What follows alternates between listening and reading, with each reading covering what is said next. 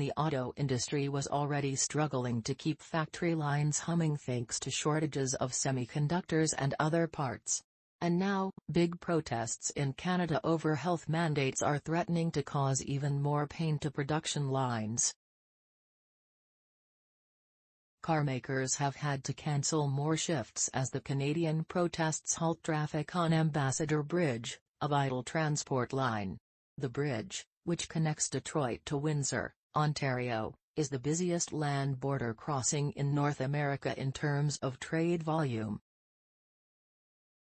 General Motors has cancelled 2 shifts at Lansing Delta Township Assembly in Michigan due to parts shortages, while Ford is running its plants in the Canadian cities of Windsor and Oakville at reduced capacity. Stellantis, the parent company of Chrysler, Ram, and Jeep, says it has reduced shifts at.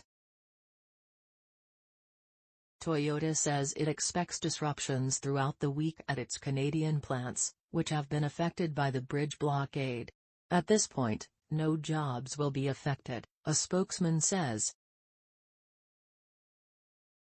The company notes that other supply chain issues, severe weather and COVID-related challenges are also hampering production across North America.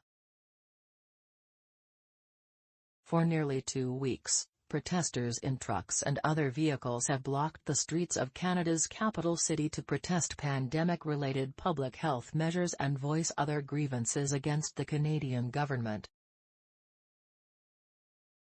Then the Freedom Convoy spread to other cities, including Windsor, across the border from Detroit. The blockade of the bridge began Monday. Currently, traffic is flowing from Canada into the U.S., but trucks can't travel the bridge from Detroit into Canada. As a result, Canadian plants are feeling a more acute impact from the blockade. Shane Wark, the assistant to the national president of Unifor, the union representing many Canadian auto workers, described the situation as fluid and changing by the hour and said at the moment, there are short-term layoffs affecting some members. These blockades are creating added hardship on. Meanwhile, in the U.S., the impact on workers is minimal at this time, a spokesman for the United Auto Workers told NPR. But automakers warn that a prolonged bridge shutdown could have broader consequences.